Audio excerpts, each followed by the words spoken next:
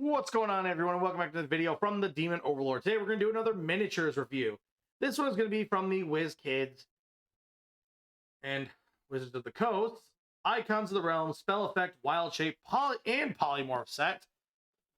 Number one. Now, I've been looking forward to getting one of these because it's got some really lovely creatures and beasties in there, and that's what I plan to use them for more than just the Druid Wild Shapes to have multi-use, which is always good to do with your miniatures. Here's the back to show the back promo art. As you can see, for some reason they made the cat and the rat really big, but ain't gonna see that type of detail probably on the miniatures. But let's see what's got inside, y'all. We'll also be doing some comparison with these bad boys and other miniatures I happen to have of similarity, and we're gonna see how they stack up.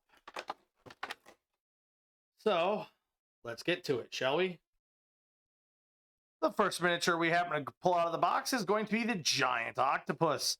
Now, I'm not sure this is based on the Giant Pacific Octopus because I don't know how, I'm trying to think off the top of my head that would qualify as large class, but it is a big boy.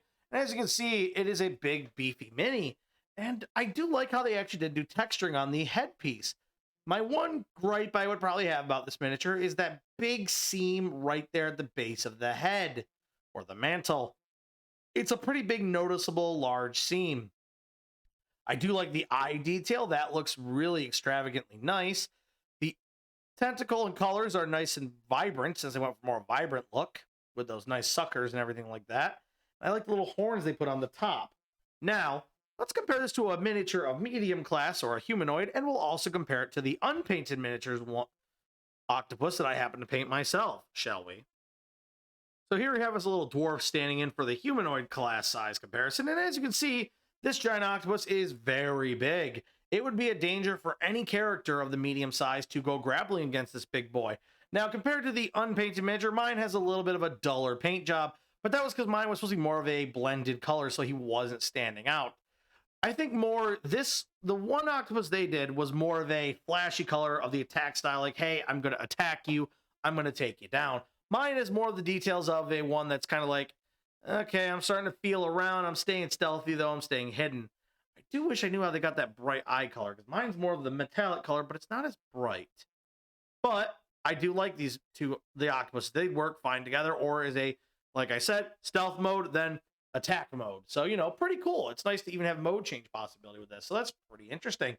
And it does stack up very well next to minis. Moving on to the next beastie in the box.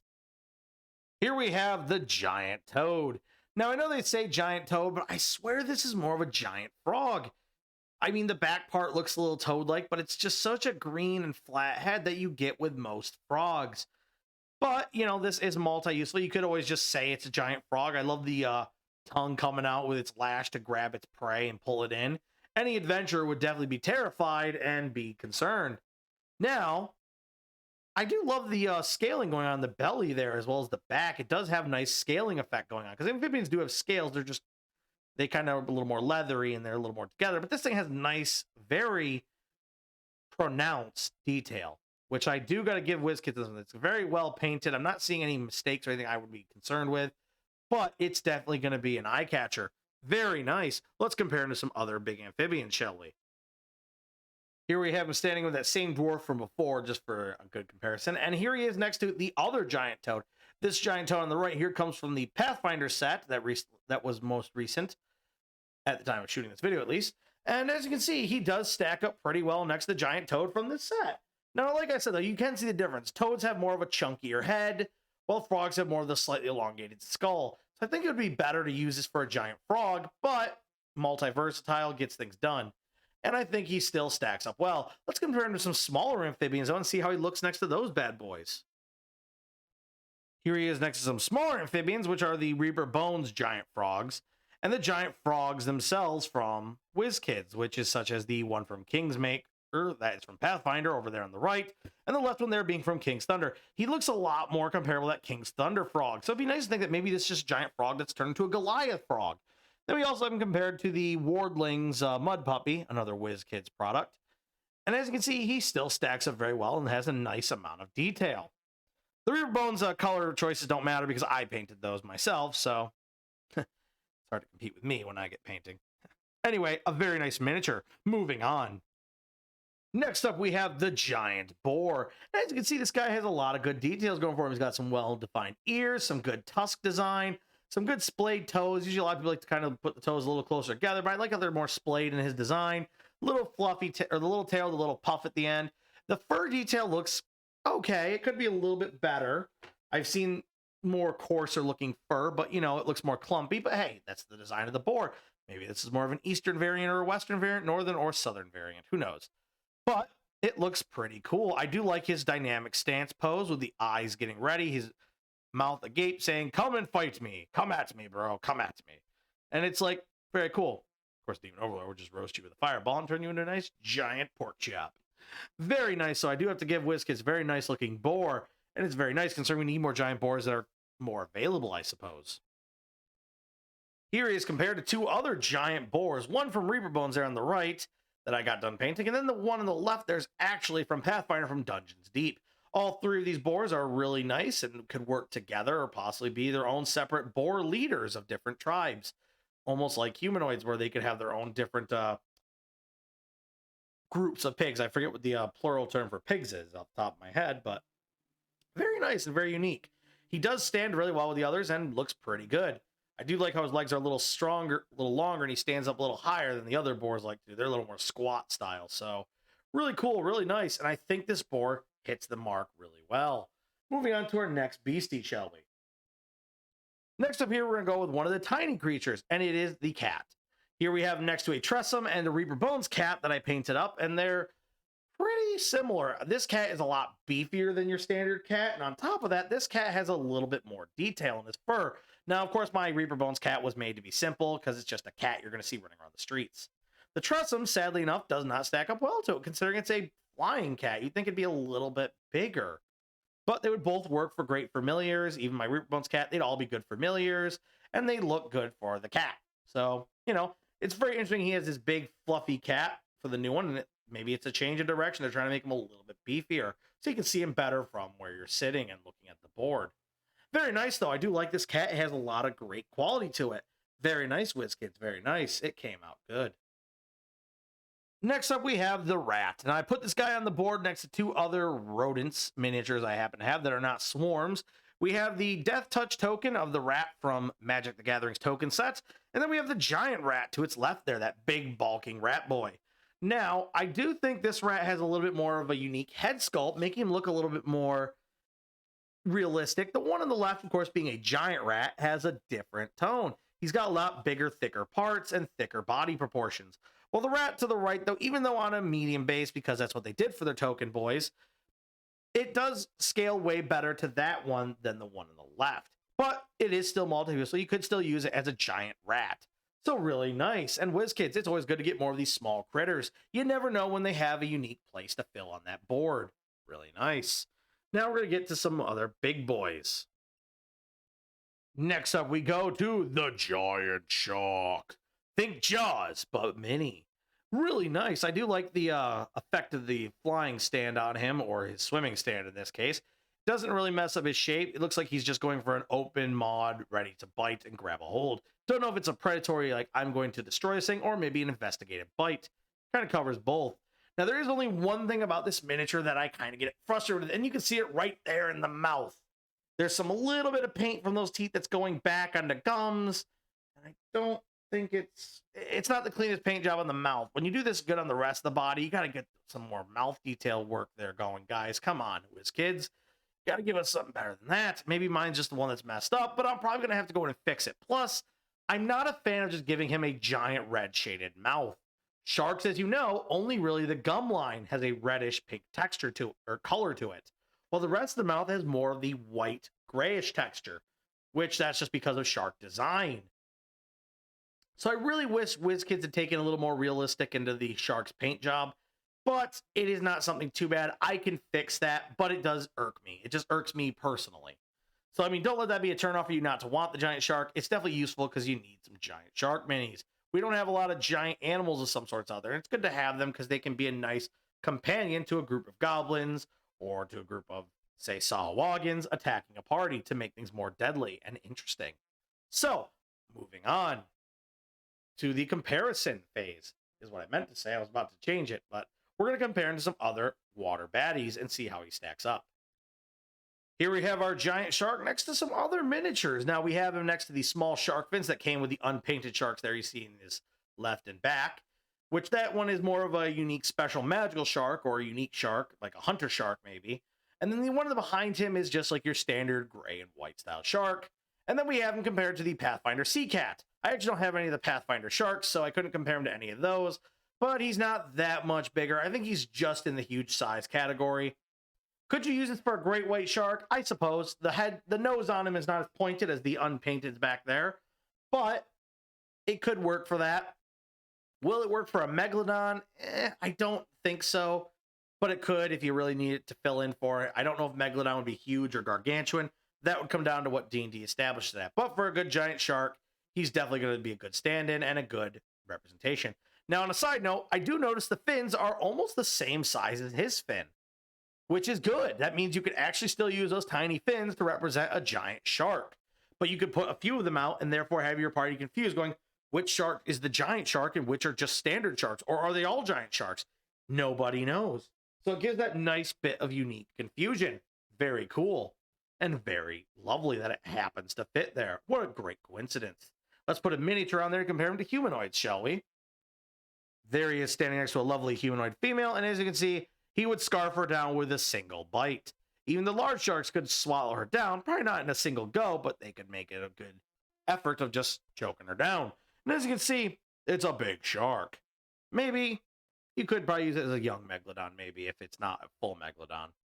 But really cool. And I think this miniature is definitely a great quality. I just wish that mouth paint job was a little bit cleaner, better, and more well executed and more realistic. Come on, WizKids. If you're going to charge as much for the minis, make us get something that's worth it. Don't give us like a few low balls in the fruit. Come on. Anyway, let's move on to our last big miniature, shall we? And this one is probably, second to last big one. And this one is actually a very nice piece. Next up, we have the Tiger, the terrifying jungle bad boy himself. One of the biggest cats on the planet and ready to tear you apart. Unlike most big cats, this one actually will hunt and eat humans as a normality. So it killing humans is not out of the ordinary. So it hunting your players and then taking one out when it gets the opportunity is not strange. And then your player can't complain, why would it do that? It doesn't make sense. Yeah, too bad, get over it. The DM chose something that actually does hunt humans down for food. Now, I do like the detail. This one has a lovely striping detail. A nice tail. It's not too straight or too crooked. He has lovely facial sculpt going on with that lovely aggressive face. The teeth look okay. Everything looks good. The paint job looks fantastic. This guy has a nice, good, imposing cat. Now, let's compare him to some other big cats and see how he stacks up and see if he's a worthy cat. Now, here we have our big tiger compared mostly to lions. There aren't a ton of huge cat creatures out there, except maybe the crag cat, which are a little more unusual. They're not exactly normal cats. But this is the closest to average styled cats. Now, the Silvermane's a little different. He's also a unique cat, but I figured because he's kind of really just a lion with a unique paint job and a bigger size, he still works. As you can see, this guy is pretty much in scale. The lion is a little bit, maybe a little thicker, a little bit bigger in the body, but that's also because he's standing taller. Our tiger is more squat to the ground and ready to lunge at anything that dares attack him or gets too close. So it really works great with the other cats. Let's compare him to a few more cats just to make sure we get a good size rate out and see if he really fits in. Here we have him sitting next to a couple of the smaller medium-sized cats. So we have him next to one of the Dwemer cats, also the Black Panther Reaper Bones miniature, the hunting lion, which I think is also a mountain lion, a snow leopard, and a fire pelt cougar. As you can see, he's going to be a lot bigger than they are, and he would definitely probably take them out if the opportunity presented itself, which is good to know because tigers are very territorial and aggressive towards other predators. So very good. He does stack over them, which is important for size of minis to size of other minis. Moving on to the last and final big beastie we're going to put from the box. Here we have a creature that's bigger than what its book classification would be, the giant scorpion. It's a huge creature, as you can see. It fits on 3x3 square. And it is a big, beefy boy. But I love what it's done to the detail of it. The detail on it looks amazing. We get some lovely sort of armor plate detailment, even more so than normal. It's also got a lovely design. It's got that nice aggressive pose with the tail coming down. It almost looks like it's already going for the sting, which makes it look cool. Now, do I think it's better than other Scorpions? Maybe. Let's do a comparison and find out, shall we? We'll be comparing it to a couple different Scorpions and even some Scorpion folk, just to make it a little more of a good comparison. And then we'll put a humanoid mini in there to see how big and impressive and imposing this is going to be to any players. So here we go. So here he is next to the giant Scorpion from Tomb of Annihilation, which it looks like he was kind of based off of, but just made bigger and a lot more imposing. And then here he is next to the fiendish giant Scorpion over here on his left, or well, the miniature's right arm technically. And then you see, I like the comparison of the other two on the left. The right one just seems way too plain and kind of boring. But this big one, though, has just such an imposing size. He overlacks the slight, maybe less color palette. Now, I think they could have made him a little better if they did add a little color to the stinger, the feet, and the pincers and the face. Just like they did with the monsters there. If they had done something like that, it would have been even more aggressive. Didn't have to be red to make it fiendish. Could have just done a little bit of like a blue. Heck, even a green would have been kind of cool. But this guy still brings down the house. Now let's compare it to some Scorpion folk, shall we? Now here we have our big boy Scorpion next to some Scorpion folk, which one is actually called a Scorpion folk there on the right. That's from the Pathfinder set. And then we have Muriel on the left there, which, yeah, still not one of my favorite Scorpion folk sculpts. She's really weird looking. I think it's a she. I'm going off just name. I don't have the Mad Mage book, but it is from the Mad Mage set. And as you can see, he's still way bigger, beefier, and more powerful than these other Scorpion creatures. And I think it'd be really cool to think that maybe Scorpion folk respect these giant-sized Scorpions, they're leaders of their Scorpion subordinates, or great protectors of the village, like kind of a protecting bear or something like that. So, what do I think of this set? Well, let's get them as a full on the board. So here we have the full set. Oh, one moment. Here we have our full set of miniatures: the giant frog, the giant boar, giant octopus, the cat, the rat, the tiger, the giant scorpion, the giant toad, and the giant shark. Now, what do I think of these guys? Well, they're all pretty impressive. Like I said, with the octopus, that seam line is a little bit too unsightly. For the giant scorpion, maybe a little more color. The giant frog, yeah, I couldn't find much wrong with him to hate. I mean, everything on him was good. The tiger was a similar fact. The rat and the cat were all good. With the shark, that mouth needs to be addressed. It's just too lazy to make it just a bland red and then have that bad of a tooth painting job. I mean, if you're going to do such a great job on the rest of the shark, come on, put it to the full effort. The giant boar, you know, I think he could have used a little bit of a highlight color in his fur. And that's really all I could think of doing with him, just because, you know, he's a giant boar. Now, that's all I've got for this group here. I would definitely at least give this a 4 to 4.5 out of 5 stars. It definitely is worth picking up, guys. I recommend it. Now, at some point in the future, I will get the second set and do a review on them as well. If you guys like the video, give it a thumbs up and throw a comment down below, or any questions you might have down below. Also, guys, if you have not subscribed to the channel, I definitely recommend doing so. Keeps you updated on any videos I put out in the future, and make sure you put the bell notification to all. That way it covers any video I throw out there of any sort. Now, guys, if you have a great one, see you next time, and bye-bye.